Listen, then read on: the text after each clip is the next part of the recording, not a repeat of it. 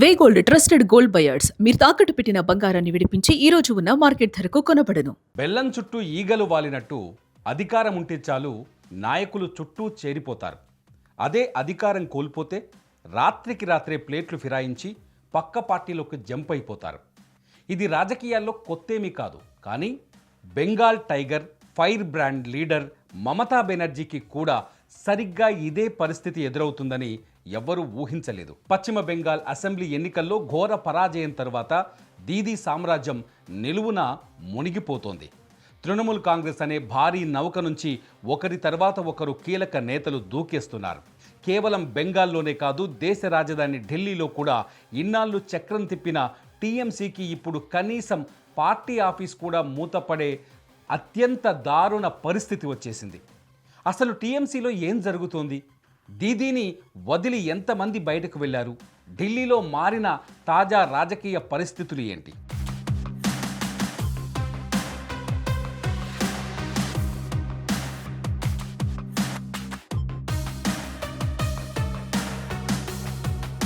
పశ్చిమ బెంగాల్లో దాదాపు 15 ఏళ్ల పాటు తిరుగులేని శక్తిగా ఏకఛత్రాధిపత్యంగా చక్రం తిప్పిన మమతా బెనర్జీకి ఇటీవలి అసెంబ్లీ ఎన్నికలు ఊహించని మైండ్ బ్లాకింగ్ షాక్ ఇచ్చాయి. అయితే ఆ ఘోర ఓటమి గాయం మానకముందే ఇప్పుడు సొంత పార్టీ నేతలు కూడా దీదీకి అంతకు మించిన కోలుకోలేని షాకుల మీద షాకులేస్తున్నారు. సభలో ఉన్న మొత్తం 80 మంది టీఎంసీ ఎమ్మెల్యేలలో ఏకంగా 58 మంది ఎమ్మెల్యేలు మమతా నాయకత్వంపై తిరుగుబాటు బావుట ఎగురవేశారు. వారంతా రితభ్రత బెనర్జీని తమ నేతగా ఎన్నుకుంటూ స్పీకర్కు అధికారికంగా మద్దతు లేఖ సమర్పించారు. ఈ పరిణామాలను పరిశీలించిన స్పీకర్ కూడా దానికి గ్రీన్ సిగ్నల్ ఇవ్వడం గమనార్హం. తిరుగుబాటు నేత రితభ్రత బెనర్జీని సభలో అధికారికంగా ప్రతిపక్ష నేతగా గుర్తించడంతో ఒకప్పుడు అధికార పీఠంపై కూర్చున్న తృణమూల్ కాంగ్రెస్ ఇప్పుడు సొంత ఎమ్మెల్యేల తిరుగుబాటుతో అసెంబ్లీలోనే విపక్ష స్థానానికి పడిపోయే అత్యంత దారుణమైన పరిస్థితి తెచ్చుకుంది. అదే సమయంలో పార్లమెంటు విభాగంలోనూ ఊహించని రీతిలో భారీ చీలిక వచ్చింది.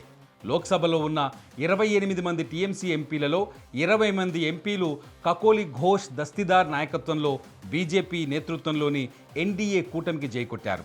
తాము ఎన్డీఏకు మద్దతిస్తున్నట్లు లోక్సభ స్పీకర్ ఓం బిర్లాకు లేఖ రాశారు. దీనికి తోడు సుష్మితా దేవ్ పార్టీకి రాజీనామా చేయగా ఒకప్పుడు మమతకు అత్యంత సన్నిహితంగా ఉన్న సయోని ఘోష్ వంటి సీనియర్ నేతలు కూడా తిరుగుబాటుదారుల వైపు చేరిపోవడం టీఎంసీకి కోలుకోలేని దెబ్బగా మారింది. అసలు తృణమూల్ కాంగ్రెస్లో ఇంత పెద్ద ఎత్తున తిరుగుబాటు రావడానికి అనేక కారణాలున్నాయి. మమతా చేసిన తప్పులు కనిపిస్తున్నాయి. బీజేపీ చేతిలో ఘోరంగా ఓటమి తర్వాత పార్టీ క్యాడర్లో తీవ్ర నైరాశ్యం నెలకొంది.